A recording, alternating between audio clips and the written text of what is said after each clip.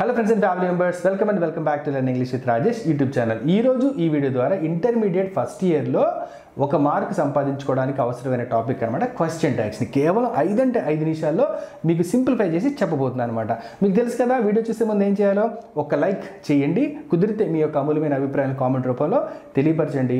ఒక సబ్స్క్రిప్షన్ అంటే మీరు ఈ ఛానల్ సబ్స్క్రైబ్ చేసుకోవడం ద్వారా ఇప్పుడు భవిష్యత్తులో కూడా మీకు ఇంగ్లీష్ లెసన్స్కి సంబంధించిన ప్రతి వీడియో కూడా యూట్యూబ్లో అప్లోడ్ చేసే ప్రతి వీడియో కూడా మీకు నోటిఫికేషన్ రూపంలో వస్తుంది. నా ఛానల్ కూడా మీకు బాగా ఉపయోగపడుతుంది. అయితే కాలేజ్ మేనేజ్మెంట్ లెక్చరర్స్ ప్రిన్సిపల్స్ ఎవరైతే ఈ వీడియో చూస్తున్నారో దయచేసి వాట్సాప్ గ్రూపుల్లో షేర్ చేయండి. ఇంకేమాత్రం ఆలస్యం చేయకుండా టాపిక్లోకి వెళ్ళిపోదాం. చూడండి, క్వశ్చన్ ట్యాగ్స్ అంటే ఏంటంటే క్వశ్చన్ ట్యాగ్స్ మనకి ఖచ్చితంగా కాంట్రాక్షన్ ఫామ్ మీద బేస్ అయి ఉంటుంది. పాజిటివ్ సెంటెన్స్ నెగిటివ్ రాయాలి, నెగిటివ్ సెంటెన్స్కి మనం పాజిటివ్గా రాయాలి. ఒకసారి కాంట్రాక్షన్ ఫామ్స్ ఏమన్నాయో చూద్దాం అనమాట. మీరు చూడండి, do not, don't, does not, doesn't, did not, didn't, is not, isn't, are not, aren't, was not, wasn't, were not, weren't, has not, hasn't, have not, haven't, will not, won't, shall not, shan't. Shall not ఏంటి? Shan't గుర్తుంచుకోవాలి. Cannot, can't, would not, wouldn't, had not, hadn't. తర్వాత మీకు should not, shouldn't, could not, couldn't, am not, am not. ఏమవుతుంది? యామెంటా? తప్పండి. Am not, యామెంట్ కాదు, చెప్తాను, మీరు గుర్తుంచుకోవాలి. తర్వాత ఇప్పుడు చూడండి, ఇక్కడ ఇవ్వబడిన సెంటెన్సెస్కి మనము ఈ కాంట్రాక్షన్ ఫామ్స్తో మనము క్వశ్చన్ ట్యాగ్ అనేది ఫామ్ చేద్దాం అనమాట. చాలా ఈజీ. అది ఏంటంటే ఎగ్జామ్లో మీకు ఇలాగా ఒక సెంటెన్స్ అనేది ఇస్తారు, క్వశ్చన్ అనేది రాయమని చెప్పంటారు, క్వశ్చన్ ట్యాగ్ అనేది రాయమంటారు. అప్పుడు మీరు ఏం చేయాలంటే ఈ సెంటెన్స్ మొత్తాన్ని రీరైట్ చేసి పక్కనే కామా పెట్టి మీరు క్వశ్చన్ ట్యాగ్స్ ఇక్కడ రాసి క్వశ్చన్ మార్క్ అనేది ఇక్కడ వేయాల్సి ఉంటుంది. అది మీ డ్యూటీ. క్వశ్చన్ ట్యాగ్ కూడా ఎలా ఐడెంటిఫై చేయాలో ఇప్పుడే చెప్తాను అనమాట. చూడండి, క్వశ్చన్ ట్యాగ్ని ఎప్పుడైనా మీరు ఐడెంటిఫై చేసేటప్పుడు మీరు ఖచ్చితంగా ఇక్కడ హెల్పింగ్ వెర్బ్స్ ఏమేమి ఉన్నాయో మీరు ముందుగా ఐడెంటిఫై చేసుకోవాలి. పాజిటివ్ సెంటెన్స్ అయితే నెగిటివ్ సెంటెన్స్గా కన్వర్ట్ చేసి క్వశ్చన్ ట్యాగ్ అనేది రాయాలి. అదే నెగిటివ్ సెంటెన్స్ అయితే పాజిటివ్ సెంటెన్స్ కింద మనం కన్వర్ట్ చేసి పాజిటివ్ ట్యాగ్ అనేది మనం ఇక్కడ రాయాల్సి ఉంటుందన్నమాట. ఇది గుర్తుంచుకోవాలి. తర్వాత క్వశ్చన్ ట్యాగ్ రాసేటప్పుడు ఖచ్చితంగా ఇక్కడ మనకి హెల్పింగ్ వెబ్స్ ఏవైతే వస్తాయో అన్ని హెల్పింగ్ వెబ్స్ని కూడా మీరు స్మాల్ లెటర్స్తో స్టార్ట్ చేయాలి.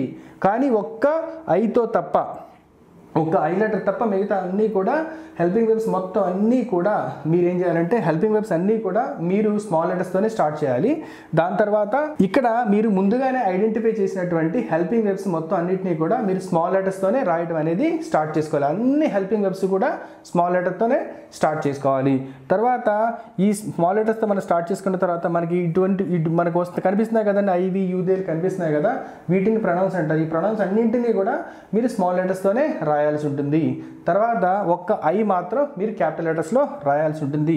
For example isn't, it, isn't, it, ఇలా మీరు రాయాల్సి ఉంటుంది. ఇది గుర్తుంచుకోవాలి. లేకపోతే మీరు చూసినట్టయితే ఏంటంటే చూడండి, ఇక్కడ వజెంట్, వజెంట్, ఐ అనేది ఇక్కడ క్యాపిటల్ లెటర్ అనమాట. చూడండి, అంటే నాట్ రాయకూడదు, ఎంట్ రాయాలి.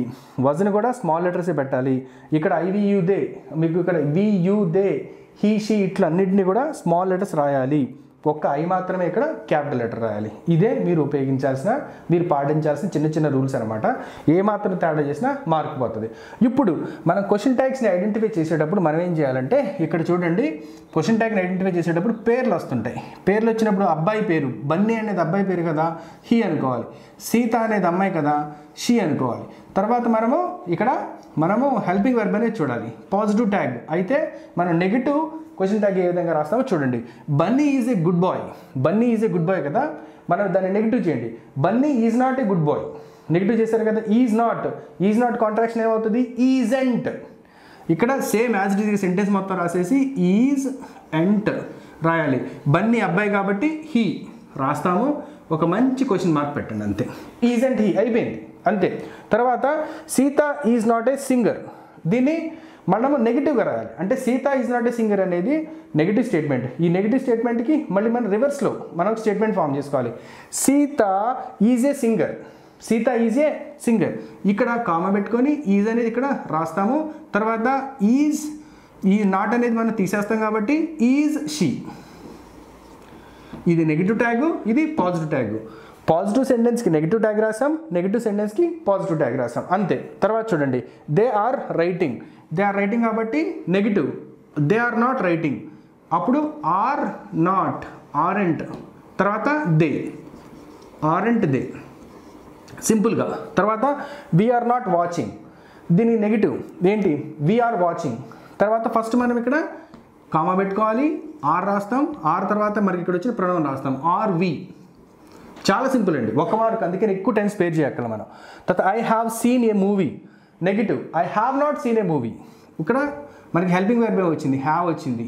తర్వాత మనకి నెగిటివ్ హ్యావెంట్, తర్వాత ఇక్కడ ఐ వచ్చిందండి, ఐ క్యాపిటల్ లెటర్, ఖచ్చితంగా ఐ, హ్యావెంట్ ఐ. తర్వాత చూడండి she has not gone there, positive tag, positive sentence రాసుకోవాలి దీనికి. She has not gone there, మనది ఎలా రాయాలంటే షీ హ్యాస్ గాన్ దేర్. ఇక్కడ హెల్పింగ్ వర్బ్ వచ్చింది హ్యాజ్. తర్వాత మనకి నాట్ మనం ఉపయోగించాం కాబట్టి అక్కడ ఉన్నటువంటి సబ్జెక్ట్లో షీ ఉంది కాబట్టి షీ పెట్టేస్తాం, హ్యాజ్ షీ. తర్వాత I shall go there, I shall go there, I shall not go there. Shall నాట్కి ఏం పెట్టాలండి, shan't, SHANT, shan't I, shan't I. ఇప్పుడు for example I shall not go there ఉందనుకోండి, I shall not go there ఉన్నప్పుడు shall I పెడతాం, question tag గుర్తుంచుకోవాలి. We will play cricket, we will play cricket. తర్వాత negative ఏమొస్తుందండి, we will not play cricket. Won't, will not ఏమవుతుందండి, won't, తర్వాత వి, won't వి అవుతుంది అనమాట ట్యాగ్ వచ్చేసి. తర్వాత చూడండి, తర్వాత we will not play cricket వచ్చింది అనుకోండి, దానికి క్వశ్చన్ ట్యాగ్ ఏం చెప్తారు, విల్ వి, గుర్తుంచుకోవాలి. అలా మీరు ప్రతిదీ ఒక్కసారి ప్రాక్టీస్ చేసుకుంటే చాలు, మీరు ఈజీగా రాయగలుగుతారు. I can do it, I can do ఇట్కి negative I can't do it, can't I, can't I question అనమాట. తర్వాత I can't do it, I can't do ఇట్కి మనకి పాజిటివ్ రాసుకోవాలి, ఐ కెన్ డూ ఇట్ వస్తుంది, కెన్ ఐ వస్తుంది అనమాట. తర్వాత చూడండి ఐ స్పీక్ ఇంగ్లీష్, చూడండి ఇక్కడ మీరు చాలా ముఖ్యమైన విషయం ఏంటంటే హెల్పింగ్ వెర్బ్లు అన్నీ ఐడెంటిఫై చేసాం, దాని ప్రకారం మనం రాసేస్తాం. ఇక్కడ మీరు టెన్స్ని ఐడెంటిఫై చేయాలి ఖచ్చితంగా. ఐ స్పీక్ ఇంగ్లీష్ అనేది మనకి సింపుల్ ప్రెజెంట్ టెన్స్లో ఉంది. సింపుల్ ప్రెజెంట్ టెన్స్లో సహాయక క్రియలు ఏంటి, మనకి డూ ఆర్ డస్లు వస్తాయి. ఐ స్పీక్ ఇంగ్లీష్, దీనికి నెగిటివ్ ఏంటి, I do not speak English. కాబట్టి డు నాట్కి కాంట్రాక్షన్ ఫామ్ ఏంటి, don't, don't I, don't I. అదే నెగిటివ్ అనుకోండి, ఐ డోంట్ స్పీక్ ఇంగ్లీష్ వచ్చిందనుకోండి, డూ ఐ, అంతే. తర్వాత she does not go there, ఆవిడ అక్కడికి వెళ్ళదు, దీనికి పాజిటివ్ ట్యాగ్ రాయాలి.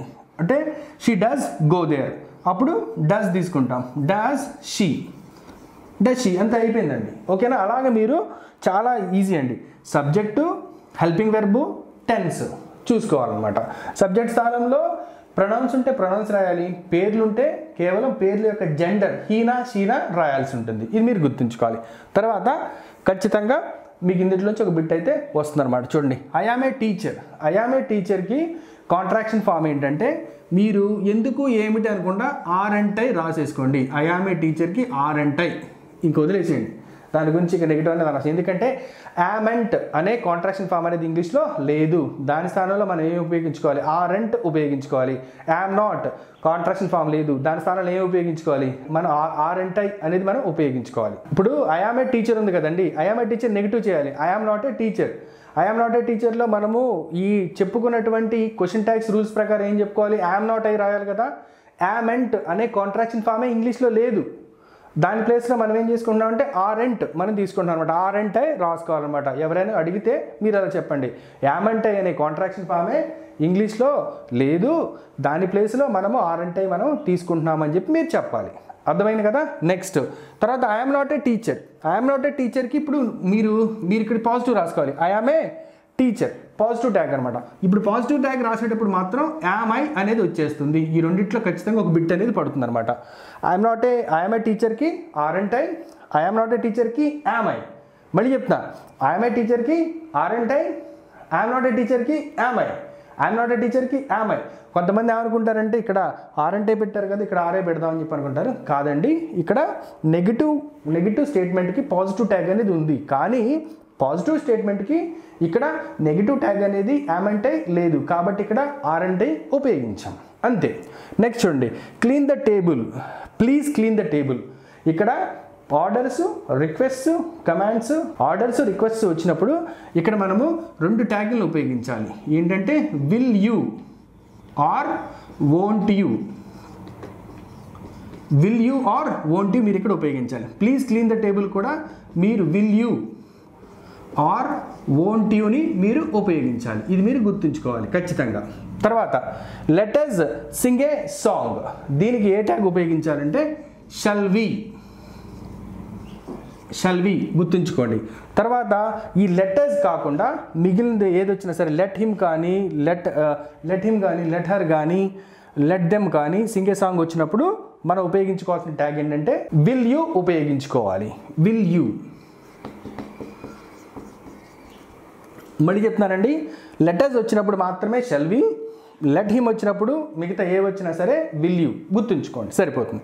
తర్వాత డోంట్ గో దేర్ అనేది ఇది కూడా మనకి ఏంటంటే ఆర్డర్ కిందకి మనకు వస్తుంది కాబట్టి ఇక్కడ కేవలం మీరు ఇక్కడ ఇది నెగిటివ్ సెంటెన్స్ ఉంది కాబట్టి మీరు విల్ యూ ఉపయోగించుకోవాలి. డోంట్ వచ్చినప్పుడు విల్ యూ, ఇది కూడా గుర్తుంచుకోండి. తర్వాత ఇట్ అండర్స్టాండ్స్ అనేది ఏ సెంటెన్స్లో ఉంది, మనకి ఏ టెన్స్ ఇది సింపుల్ ప్రజెంట్ టెన్స్లో మనకి ఎస్ వచ్చింది కాబట్టి ఇట్ డస్ నాట్ అండర్స్టాండ్ అనేది మనకి నెగిటివ్ వాక్యం వస్తుంది అనమాట. కాబట్టి డజంట్ ఇట్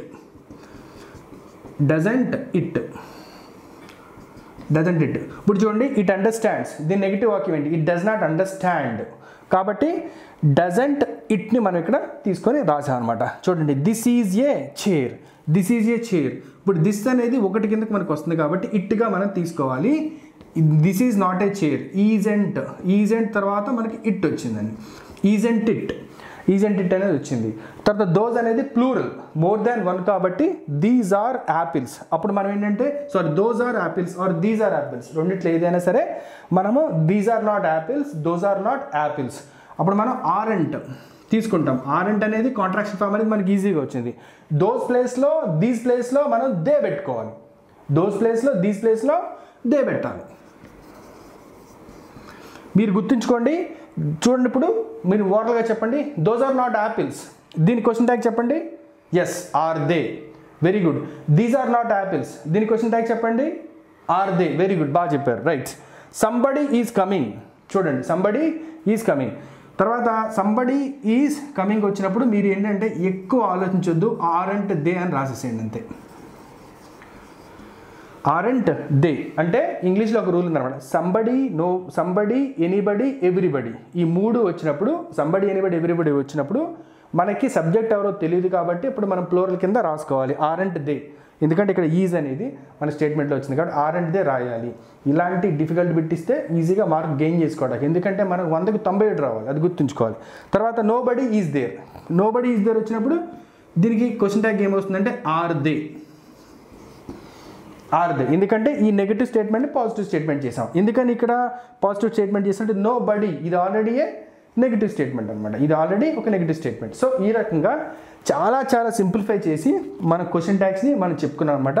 1కి 2 సార్లు చూడండి, మీకు చాలా క్లియర్గా అర్థమవుతుంది.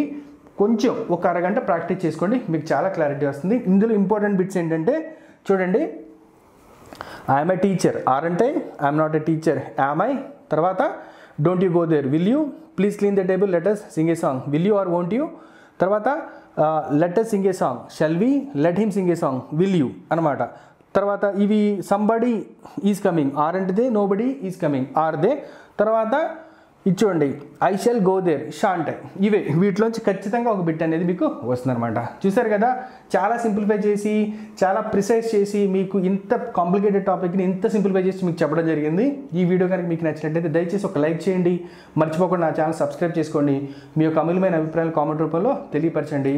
మీ ఫ్రెండ్స్ అండ్ ఫ్యామిలీ మెంబర్స్ ఉన్నటువంటి వాట్సాప్ గ్రూపుల్లో ఈ వీడియోని షేర్ చేయండి, వాళ్ళకు కూడా ఖచ్చితంగా యూజ్ అవుతాయి అనమాట. Thank you all for watching this video. This is doctor V Rajesh signing off. Bye. I wish you all the best and have a great day.